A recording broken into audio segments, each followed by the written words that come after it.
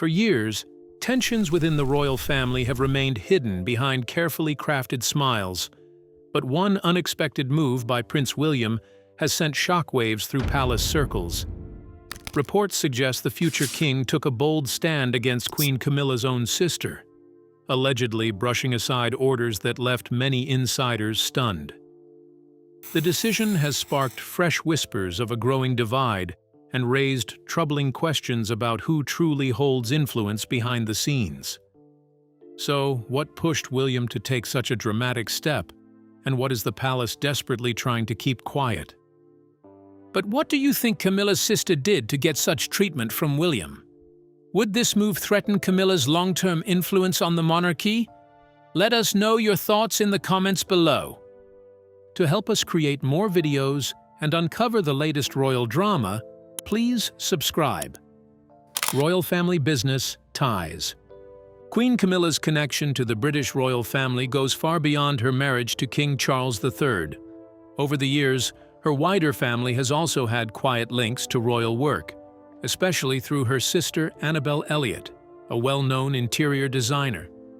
For almost 20 years, Annabel played a behind-the-scenes role in one of the monarchy's most important private estates, the Duchy of Cornwall. Her involvement began in 2005, soon after Camilla married Charles, who was then the Prince of Wales. At that time, Charles appointed Annabel Elliot to carry out interior design work across several duchy properties.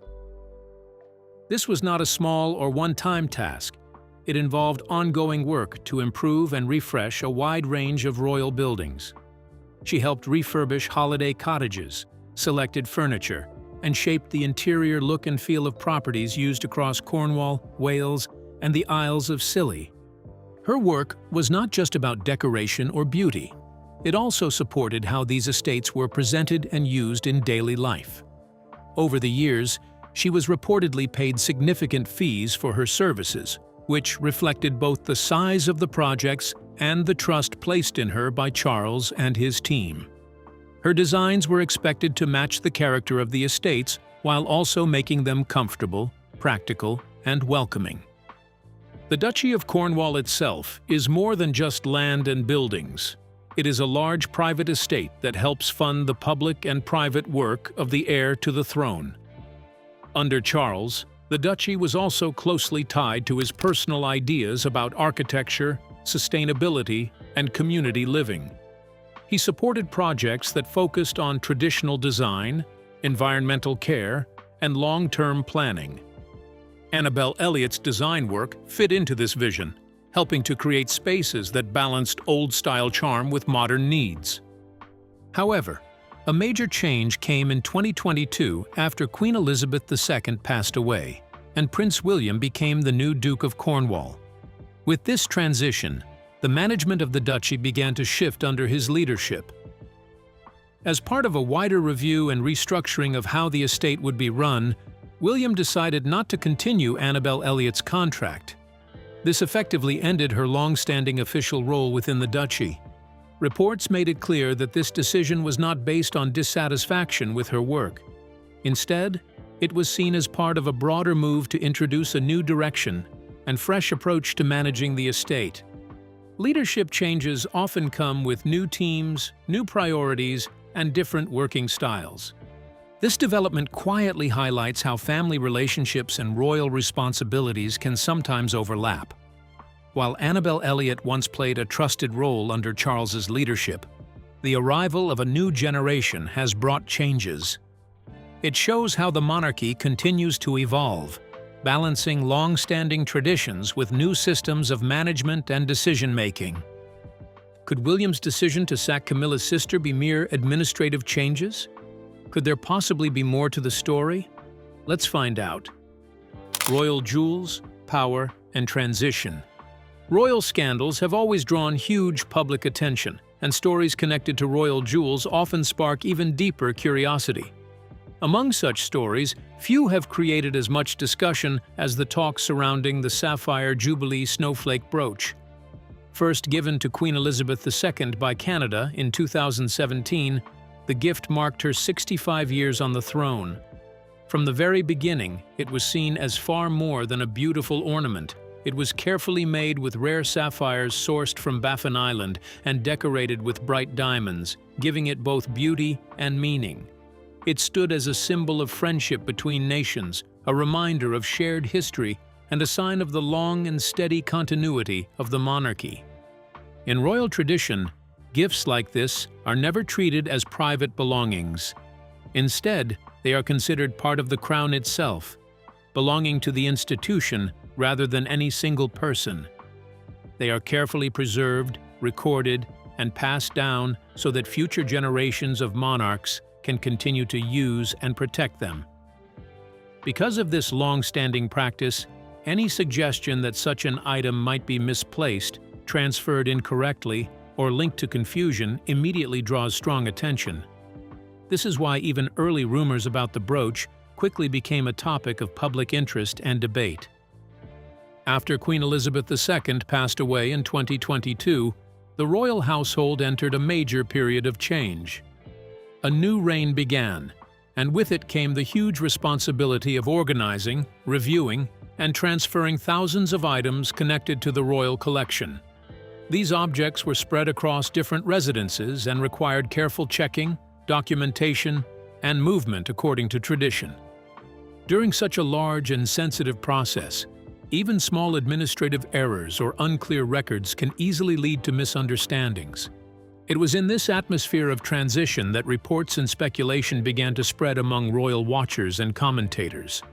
Some suggested that the movement and cataloging of royal possessions during this period may have created confusion about the exact location or status of certain items, including the Sapphire Jubilee snowflake brooch.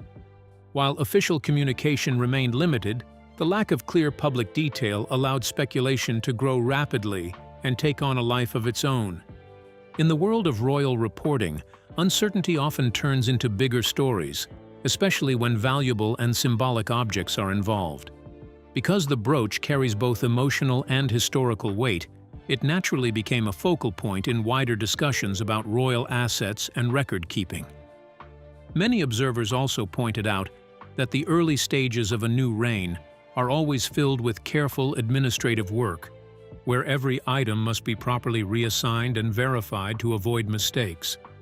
Ultimately, the story shows how tradition, history, and modern public discussion can easily blend together inside royal institutions.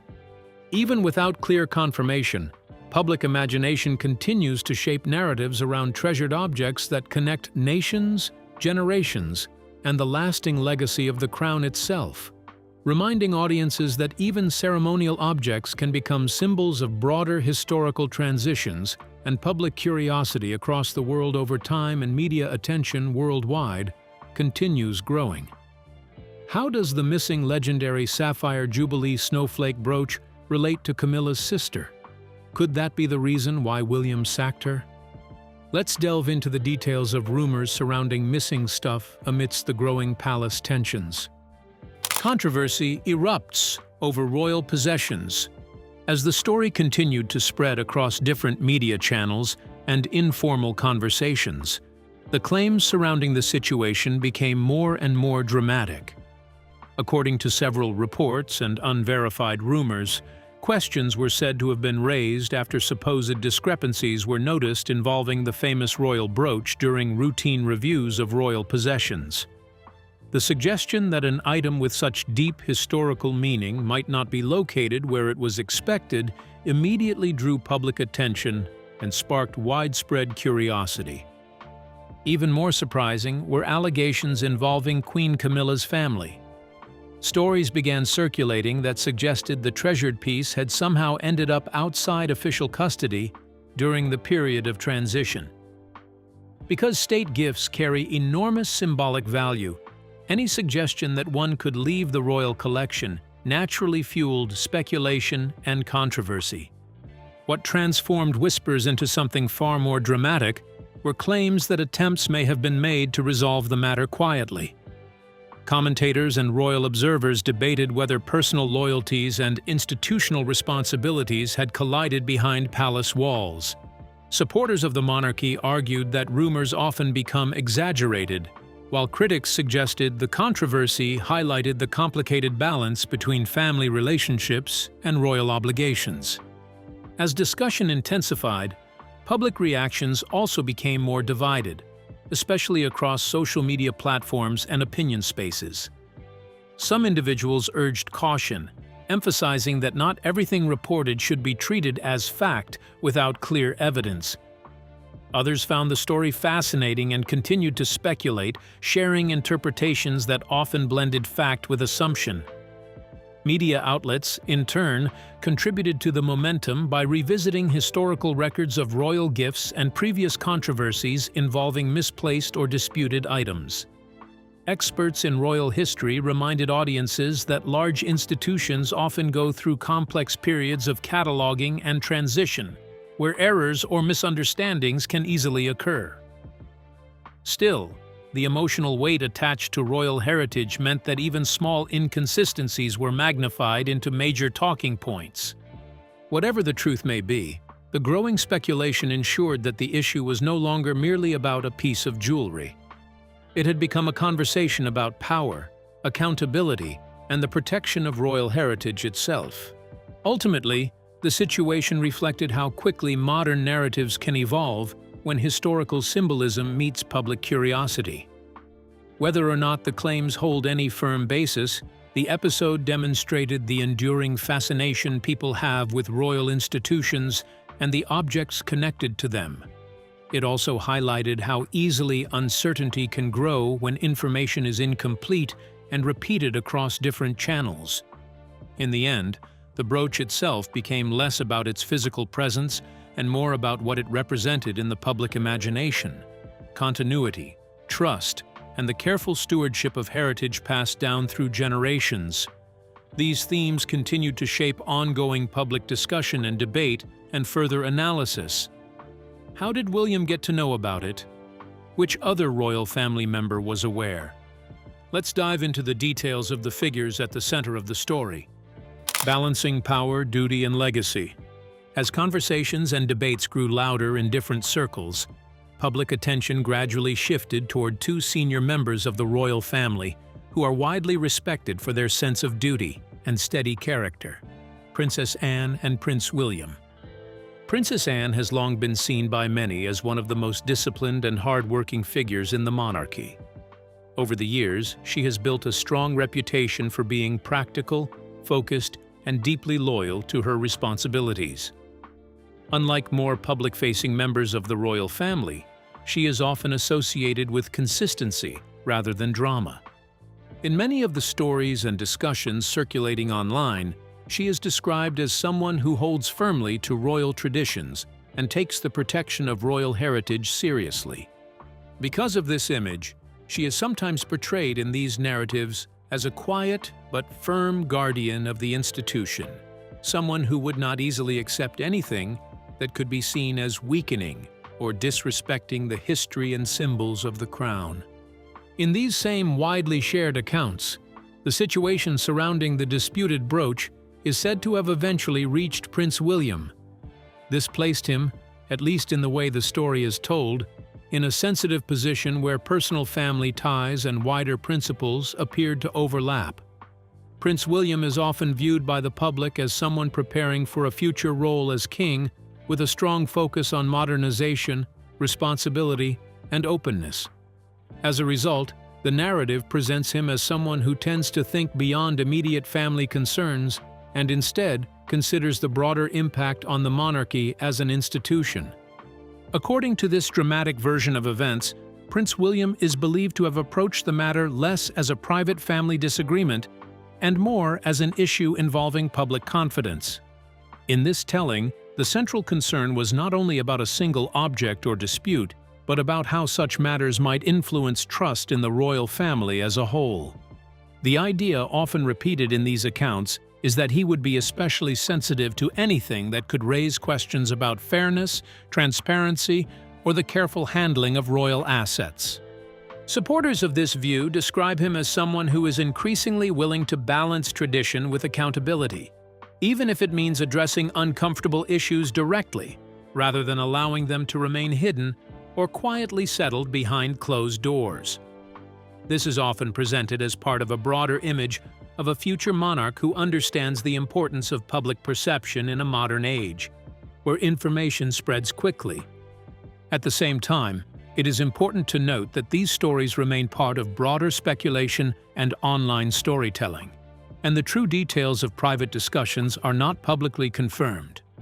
Still, the narrative has played a role in shaping how some people view Prince William as a future king who may prioritize responsibility, openness, and the long-term strength of the monarchy over maintaining silence around difficult internal matters. How did Camilla get so much influence in the royal palace, despite her shady past? Could she have strategically mapped her way through the monarchy? Let's dig into the details of Camilla, who rose from the vilified royal mistress to the queen. Camilla's journey through public scrutiny. Camilla's rise from one of the most criticized women in modern royal history to queen beside King Charles. The third is often described by royal writers as a long journey shaped by time, patience, love, and careful public rebuilding. Once known as Camilla Parker Bowles, she became part of the public story through her close and long relationship with then Prince Charles, a bond that lasted through many years of change and eventually influenced not only their personal lives, but also the direction of the British monarchy. In her early years in the royal spotlight, Camilla faced strong public anger and media pressure. Much of this came during and after the breakdown of Charles's marriage to Princess Diana. At that time, she was widely presented in the media as the other woman, and many people blamed her for deepening the emotional and public crisis inside the royal family. The attention was intense and often harsh. After the tragic death of Diana in 1997, criticism grew even stronger, and Camilla stepped back from public life for a long period. Even in that difficult climate, her relationship with Charles did not end. Instead, it continued quietly and steadily. Over time, the public image around her began to change. This shift did not happen quickly. It came through years of careful public relations work within the royal household and a gradual, controlled return to public appearances. Small but important steps, such as attending official events with Charles and appearing more regularly in public duties, helped people slowly see her in a different light. A major turning point came in 2005, when she and Charles married after both had completed their divorces. This marked her official entry into the royal family as the Duchess of Cornwall. In this role, she slowly built a more visible public presence, taking on duties and supporting charities while staying away from scandal and controversy. Many royal observers say her steady and quiet approach helped rebuild trust in her image over time. Her consistency also strengthened her position beside Charles, especially as he became King Charles III. Following the death of Queen Elizabeth II in 2022, the monarchy entered a new era. Camilla was then recognized as Queen Consort and later confirmed as Queen Camilla during the coronation of Charles III in 2023. That historic ceremony placed her fully within the official structure of the crown. Today, her story is often seen as one of transformation. From rejection and criticism to acceptance and recognition, her journey reflects how public opinion can slowly change over decades. Was Camilla ever able to win William over to her side? What kind of relationship have they always shared? Let's take a look at the relationship forged through tension, loss, and gradual acceptance. A strained bond softens slowly. Prince William's relationship with Queen Camilla has not always been easy. It has been shaped by deep emotions connected to one of the most painful chapters in his life: the breakdown of his parents' marriage and the public tragedy that followed. As King Charles and Camilla's relationship became more open and accepted after the death of Princess Diana, it brought complicated feelings into the heart of the royal family, especially for William, who was still dealing with grief and confusion. In the early years, tensions were often high within the wider blended family. Reports suggest that one of the most difficult relationships was between Prince William and Camilla's daughter, Laura Lopes. According to royal correspondent Katie Nicholl, both young adults sometimes clashed strongly, each carrying emotional wounds from their family experiences. Their disagreements often centered on blame. William, loyal to his mother's memory, held Camilla responsible for much of the pain Diana went through. On the other side, Laura defended her own mother and family strongly, and emotions sometimes boiled over into harsh words and heated exchanges.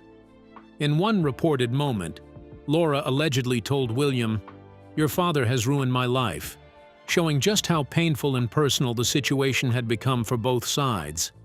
Even with these early struggles, time slowly began to change things. As the years passed, both families had to adjust to a new reality. King Charles and Camilla eventually married in 2005, and this moment marked an important turning point. Prince William took part in the wedding ceremony as one of the official witnesses, alongside Camilla's son, Tom Parker Bowles. This was a powerful sign that, despite past hurt, the family was trying to move forward and create a sense of unity and stability. Over time, William and Camilla's relationship became calmer and more respectful. However, royal writers and biographers often describe their bond as polite rather than deeply close. Camilla entered William's life when he was already an older teenager and young adult, so she never took on a motherly role toward him. Instead, she kept her place as his father's partner and later wife, carefully avoiding stepping into Princess Diana's role. Gradually, what once felt like a relationship filled with grief, resentment, and emotional conflict became one built on duty and understanding. The past was not erased, and the emotional scars did not disappear completely, but both sides learned how to coexist within the responsibilities of the monarchy. In the end, respect, maturity, and shared obligation helped them move forward, even if full emotional closeness was never fully achieved. What implication does William's action have on the future of the monarchy? Does he seem to be too rigid on accountability? Let's take a look at what the new era for the monarchy might look like. Monarchy, trust, and modern accountability. Beyond the mystery itself, this controversy has reignited wider debates about the future of the monarchy. For generations, royal problems were usually handled behind closed doors. Family matters stayed private, and keeping stability often mattered more than public explanations. But in today's world, expectations have changed a lot. People now demand openness, and public institutions are judged more and more on whether they apply the same standards to everyone. This is why the story has drawn so much attention. It goes beyond palace walls and touches deeper public concerns. Questions are being asked about whether personal relationships can influence decisions involving national treasures. Should long-standing traditions change to match modern ideas of responsibility and fairness? How can an ancient institution keep public trust in a time when secrecy is often viewed with suspicion? Many royal observers believe these questions may shape the monarchy's future more than any single scandal ever could. Whether people believe the claims or dismiss them entirely, the discussion itself shows a deeper shift in how the crown is viewed by the public. Over time, the monarchy has survived wars, political change, and social transformation.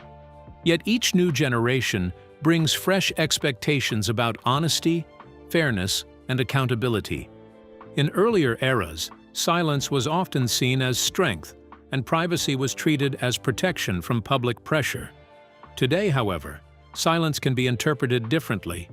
People expect answers, clarity, and equal treatment under shared rules, especially when public assets or national symbols are involved. Because of this, even private family matters connected to public roles can quickly become national conversations. Social media and global news channels also make it harder for anything to remain hidden for long. As a result, institutions like the monarchy are under constant pressure to balance tradition with transparency and heritage with modern expectations.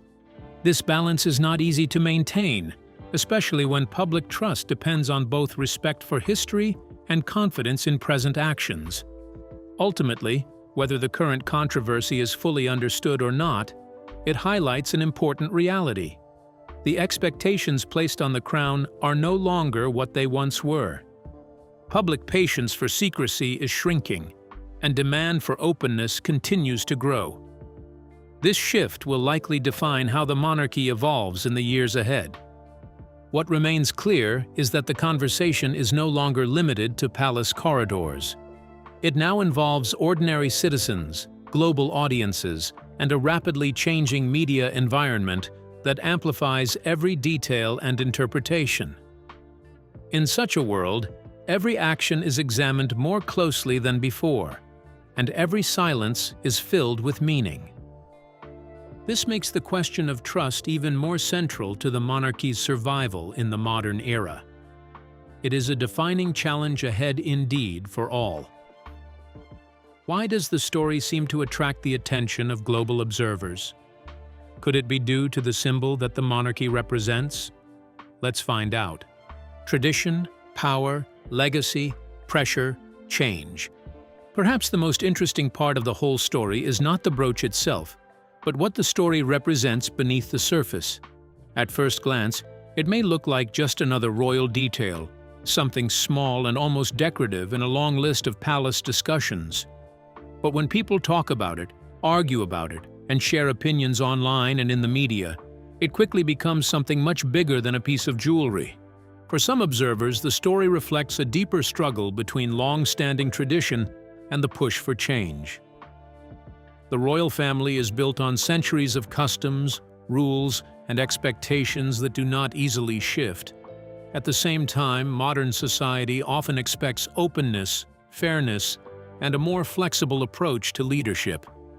When these two worlds meet, tension is almost unavoidable.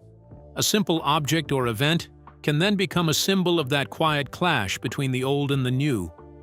Others see something different in the same story. To them, it highlights the difficult balance between family loyalty and public duty. Members of the royal family are not only relatives connected by blood, but also public figures who are constantly watched and judged. What they do in private can easily become public discussion. This creates a constant pressure. How do you stay loyal to your family, while also meeting the expectations of millions of people who see you as a national symbol? Many also believe the story reveals the heavy burden placed on the younger generation of royals. They are expected to carry history on their shoulders while also proving they can adapt to a fast-changing world. Every decision they make is carefully examined. Every silence is interpreted. Every action is analyzed. It is a life where personal freedom is often limited by public responsibility. The British monarchy has survived for centuries through wars, political changes, public criticism, and shifting cultural values. One of the main reasons it has endured is its ability to adjust to new realities without losing its core identity. Over time, rumors, debates, and controversies have become part of its ongoing story, almost like chapters in a very long book that is still being written. This is why stories like this spread so quickly and attract so much attention. People are not only interested in royal events themselves, but also in what these events might mean. They see reflections of power, history, and legacy. They ask questions about the future of institutions that have lasted longer than most nations as we know them today. Whether the claims in such stories are later proven true, proven false, or simply fade away with time, one fact remains clear. Interest in the royal family does not easily disappear. It continues to capture imagination across generations. And as younger royals gradually step forward, the world will keep watching closely, waiting to see how they will shape the balance between tradition and modern life in the years to come. So, what do you think about Prince William's shocking move against Camilla's sister? Do you really think Camilla would sit idle and watch, or bring back her sister? We'd love to hear your opinions in the comments below, and don't forget to like and subscribe.